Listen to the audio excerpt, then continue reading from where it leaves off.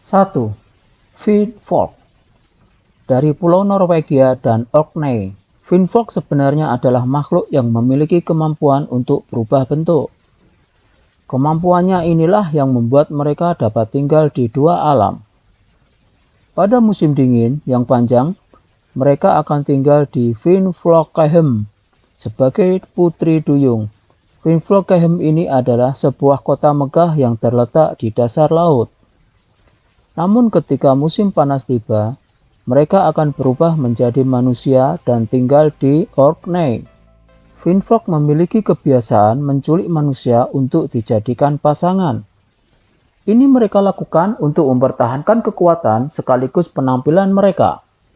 Karena jika mereka menikah dengan sesama Finnfolk, perlahan mereka akan kehilangan kekuatan sihir dan lebih cepat menua. Itulah legenda Putri Duyung dari Pulau Norwegia dan Orkney. 2. Iara dari Brasil. Iara awalnya adalah seorang wanita cantik dengan kemampuan perang yang mengagumkan.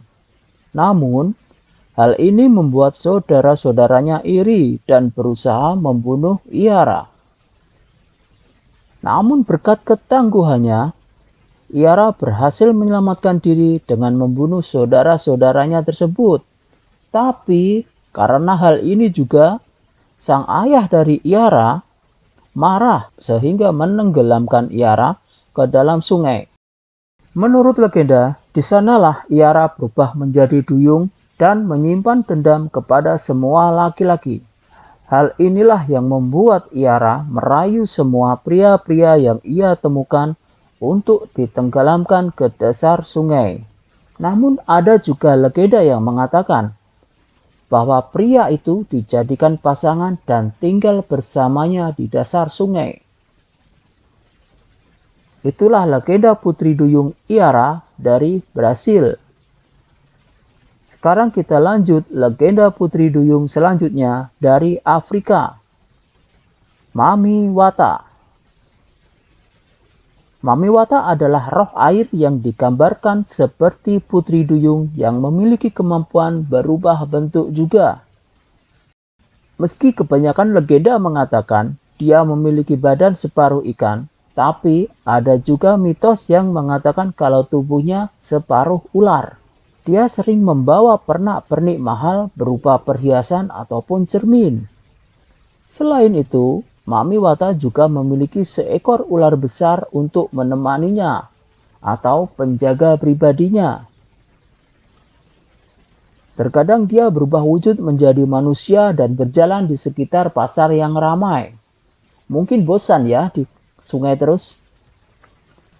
Selain kekuatan berubah wujud ini, dia juga memiliki kekuatan yang berkaitan dengan penyembuhan dan kesuburan.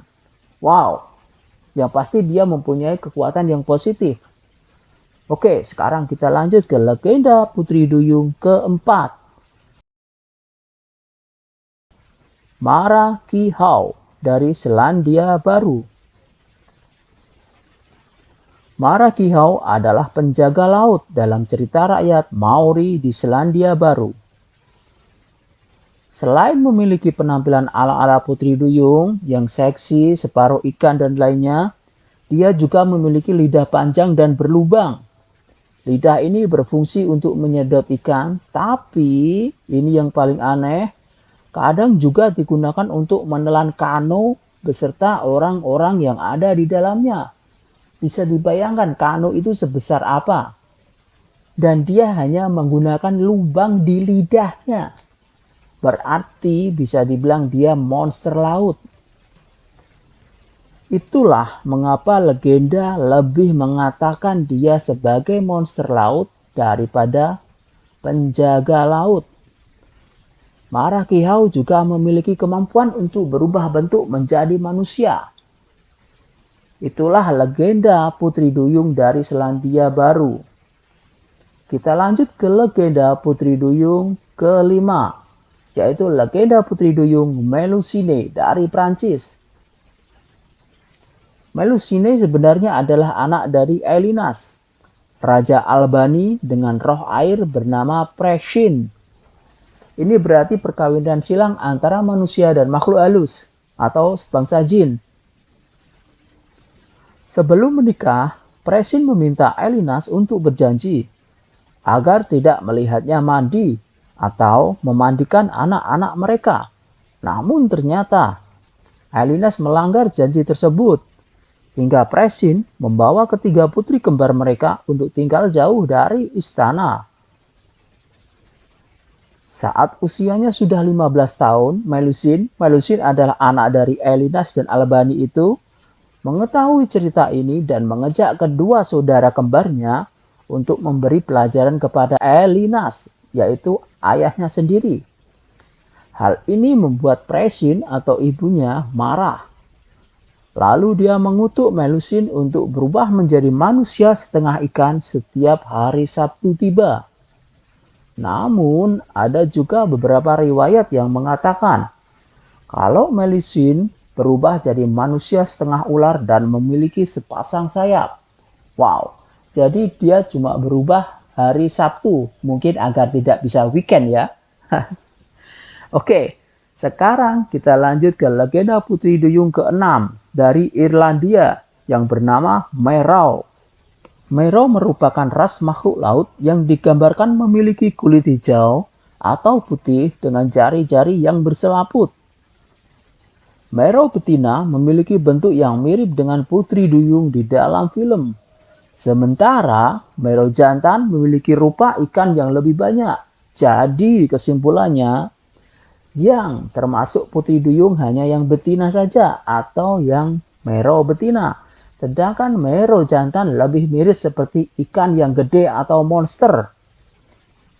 Dalam cerita rakyat, Merrow ini memiliki benda khusus seperti jubah atau sabuk yang memungkinkan mereka untuk kembali menyelam ke dalam air. Namun, terkadang manusia malah mencuri benda ini agar bisa menikah dengan Merrow betina. Wow, berarti termasuk cantik dan seksi ini Merrow betina. Tapi sayangnya, ketika Merrow menemukan benda itu lagi, walaupun Merrow itu sudah menikah dengan manusia dan memiliki anak, mereka akan kembali ke air dengan atau tanpa keluarga mereka. Jadi keluarga mereka bisa dibawa ataupun ditinggal begitu saja. Terkadang mereka juga digambarkan sebagai duyung yang agresif dan kejam, memiliki kecerdasan taktis, serta menggunakan peralatan-peralatan yang canggih. Lah, ini sebenarnya Putri Duyung atau alien kok bisa menggunakan alat-alat canggih, seperti film Aquaman. Oke, sekarang kita lanjut ke legenda Putri Duyung ke-7, yaitu dari Jepang, bernama Nikkyo.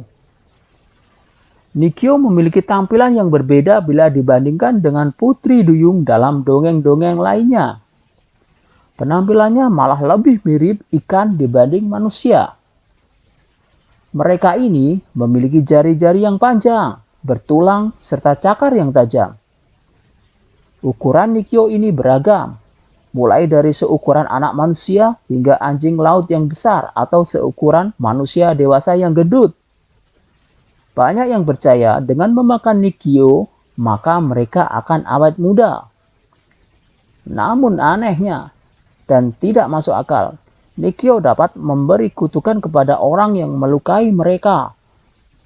Ikan mengutuk manusia, gimana caranya? Bahkan ada beberapa legenda yang menceritakan tentang sebuah kota yang ditelan gempa bumi atau gelombang pasang setelah seorang nelayan membawa pulang seekor Nikkyo sebagai salah satu tangkapannya. Jadi ikan Nikkyo ditangkap, terus keluarganya mengutuk dan jadilah bencana alam. Mungkin seperti itu maksudnya. Oke, kita lanjut ke legenda Putri Duyung yang terakhir, yaitu dari Thailand. Namanya agak sulit diucapkan. Suphanamacha. Oke. Suphanamacha memiliki kaitan yang erat dengan cerita Ramayana, tapi otomatis versi Thailand. Dia adalah putri dari Rahwana yang berwujud manusia separuh ikan. Seperti yang saya katakan tadi, versi Thailand. Kalau versi India, Rahwana adalah separuh raksasa. Ketika Hanuman membangun jalan lintas menuju Pulau Lanka, pasukannya terhalang oleh kelompok duyung yang mencuri batu-batu pondasi jembatan yang akan dibangun. Hanuman pun turun ke dalam air dan mencari pemimpin mereka. Di sanalah dia bertemu dengan Supanamacha.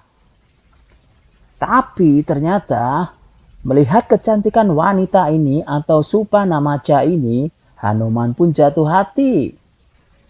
Dia akhirnya merubah taktiknya dan malah berusaha meluluhkan hati Supanamacha. Akhirnya Supanamacha jatuh cinta dan membiarkan Hanuman untuk melanjutkan pekerjaannya. Mereka akhirnya menjadi sepasang kekasih dan memiliki seorang putra bernama Macanu. Wow, ini malah seperti adegan film romantis. Terima kasih telah menonton video ini. Jangan lupa tekan like, subscribe, dan share video ini. Jangan lupa tekan tombol lonceng notifikasi agar mendapatkan pemberitahuan jika kami mengupload video-video baru. Terima kasih.